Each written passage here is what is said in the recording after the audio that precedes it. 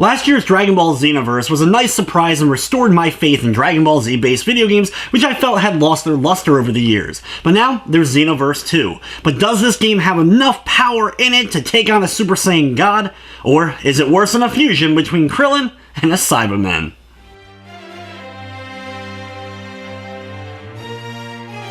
Xenoverse 2 has you playing as a new member of the Time Protectors, the group run by Trunks, which are tasked with protecting the Dragon Ball timeline.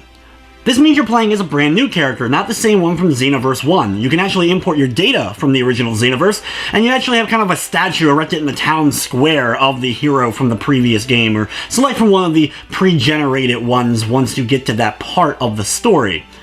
You get a few bonus perks and the like, but it's nothing too devastating to you, so if you've lost your save or played it on a different system, don't worry, you're not going to lose out on too much here.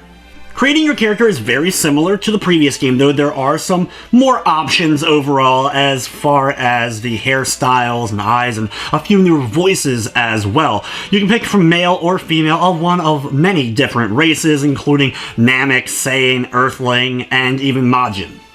Once you're introduced to some of the main characters from the previous Xenoverse and kind of get the introduction and tutorial for the game, you're then set in the town and you kind of are given free will. You can run around and start working on parallel quests, which are kind of like side missions. There are random civilians throughout the town you can talk to, which will either give you bonus items or even bonus quests for you to complete. There's a few different shops where you'll be able to buy stuff such as clothing items, which unfortunately doesn't seem to be a huge boost when it comes to here. There are new clothing items, but I wish there was a bit more customization. Only a handful of the clothing items can still be colorized in any way, shape, or form.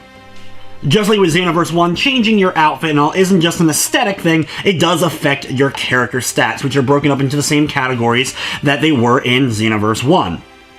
The main story of the game, though, has you jumping into various points of the Dragon Ball Z timeline, and things are a little bit messed up. Characters may be a little bit more powered up, like Raditz at the fight with Goku and Piccolo, having more strength. You'll also quickly find that the evil main force, that works as the game's main villain, has also pulled in characters from other timelines into the main DBZ timeline, mostly in the form of characters from the Dragon Ball Z movies, which is something I'm a big fan of.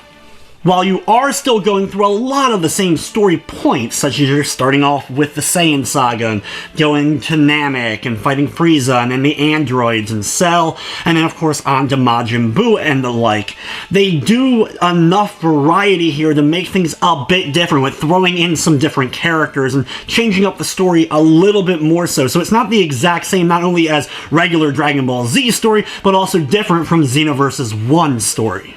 When it comes time to fight, though, which of course is mostly what you're going to be doing in the game, it didn't seem changed all that much. Maybe some minor things here and there, but for the most part, the battle system remains largely intact from Xenoverse 1. So, if you didn't like that battle system, you're not going to like it here.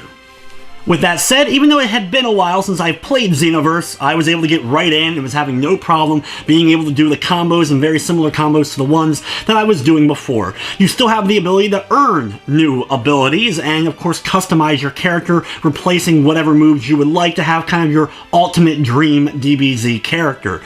There's all sorts of attacks and moves that you'll be able to unlock from completing parallel quests and of course training with the various characters of the DBZ universe.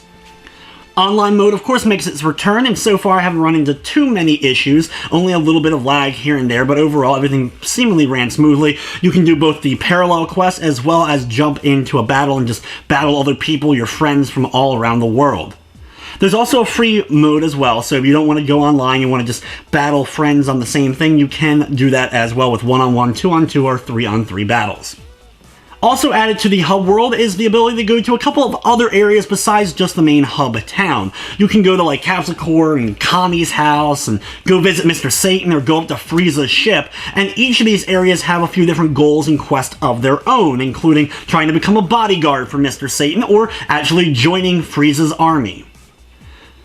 So far, I've been very much enjoying my time with Xenoverse 2, but there is a few minor things. The load times could definitely use an improvement, that's for sure.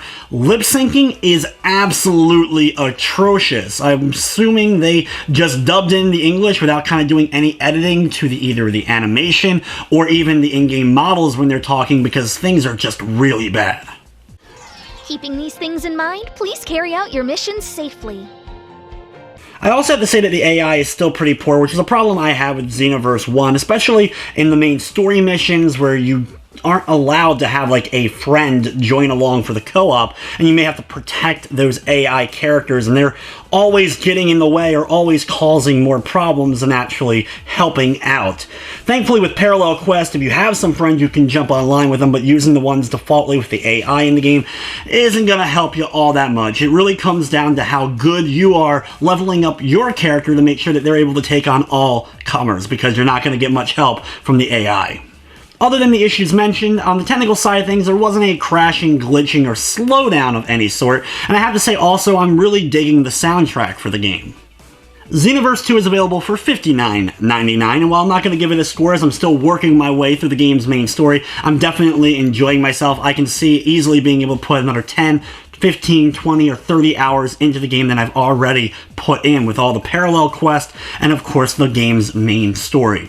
I will say if you're a Dragon Ball fan, it's definitely going to come recommend it for me, but if you didn't like Xenoverse 1, you're not going to like Xenoverse 2. I don't see anything groundbreakingly changed here with Xenoverse 2 to really convince those who didn't like XV1 here.